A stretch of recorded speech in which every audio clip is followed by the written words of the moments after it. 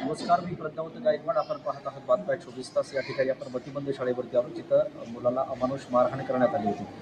अशा प्रकारचा सोशल मीडियावर एक व्हिडिओ तुफान व्हायरल झालेला आपल्याला पाहायला मिळत होता.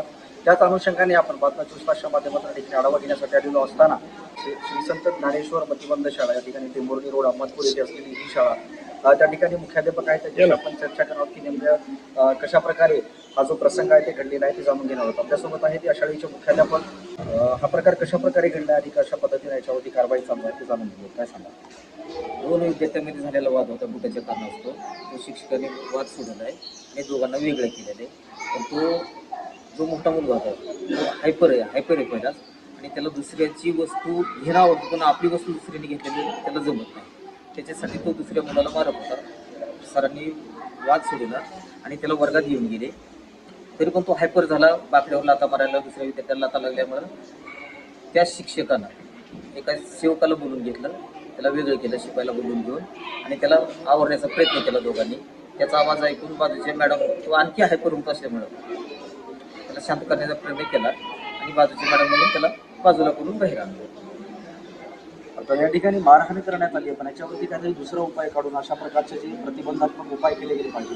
त्याच्यासाठी तुम्ही काय प्रयत्न करता? हे मतिमंद मुलं आहे, त्यांच्याकडे अगोदर बुद्धीचा अभाव असतो, हे प्रकर्षण आपल्याला जाणवतंच, पण त्याच संदर्भामध्ये जर तुम्ही काही उपाययोजना याच्यासाठी इन फ्युचर अशा प्रकारच्या घटना घडून येतील त्याच्यावरती प्रतिबंधात्मक काय कारवाई करा? नाही, यानंतर होण्याचा विषयच येत नाही. हा फार मोठा काही त्यानं सिच्युएशन वेगळी आहे. खरी ते व्हिडिओ करणाऱ्यांचे तेवढंच त्यांनी घेतलेले, फक्त त्याला पकडलं नाही एवढं. पण सिच्युएशन वेगळी की त्या मुलांचं दुसऱ्या मुलाला मारलं असतं तर तोही पण जखमी झाला असता. त्यामुळे ती भांडणं सोडून त्याला हे करणं ते हे पहिलं कर्तव्य आपलं. पण त्याला शांत करण्यासाठी केलेला प्रयत्न आहे. आणि ही मारहाण नाही, ते एक त्याला धमकवलेलं आहे. मारहाणीचं म्हणजे त्याला एक फक्त हाताची पट्टी त्याला मारलेली आहे. आणि असं आमच्याकडे धमकवलं जातं, थांबवलं जातं, त्याला प्रतिबंध केला जातो. हाच उपाय असतो यांच्यावर. आणि बिहेवियर प्रॉब्लेम त्यांचे असतात ते कमी होत जातात.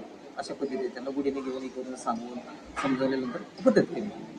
म्हणजे शाळेमध्ये सीसीटीव्ही फुटेज वगैरे अवेलेबल असताना देखील अशा प्रकारचा व्हिडिओ जो व्हायरल झाला तर तुम्हाला काय कशावरती शंका येते, म्हणजे कशा प्रकारे हा व्हिडिओ व्हायरल झाला होता? असं नाही सांगता यायचं कशामुळे ते, पण काहीतरी कर्मचाऱ्यामध्ये काही एकामेकाच्या गैरसमजा होऊ शकतं असं, पण नक्की मला नाही सांगता. म्हणजे संशयित जे आहेत ते तुम्हाला वाटते कदाचित तुमच्या जवळपासच असावे लागते, कारण बाहेरचा व्यक्ती येऊन तो व्हिडिओ व्हायरल करू शकणार नाही. कारण तो व्हिडिओ व्हायरल झाला तो तुमच्याच इथल्या कुठल्या तरी प्रिमायसेसमधून तो व्हिडिओ व्हायरल झाला कदाचित, बरोबर आहे? हो. तर या संदर्भातली अपडेट्स आपण जाणून घेतली. आपल्यासोबत जे होते या शाळेचे मुख्याध्यापक श्री संत ज्ञानेश्वर मतिमंद शाळेमध्ये आपण होतो आणि या संबंधित आपण माहिती जाणून घेतली. सोशल मीडियावरती जो व्हायरल होतो व्हिडिओ तुफान व्हायरल होतोय. माणुसकीला काळीमा फासणारी घटना या ठिकाणी घडलेली आहे. मतिमंद शाळेमध्ये अशा प्रकारची घटना घडणं फारच धक्कादायक आहे. या संदर्भातली अपडेट्स आपण जाणून घेतली बातम्या 24 तासच्या माध्यमातून. कॅमेरामन दिनेश कांबळेसह प्रज्ञावंत गायकवाड, बातम्या 24 तास.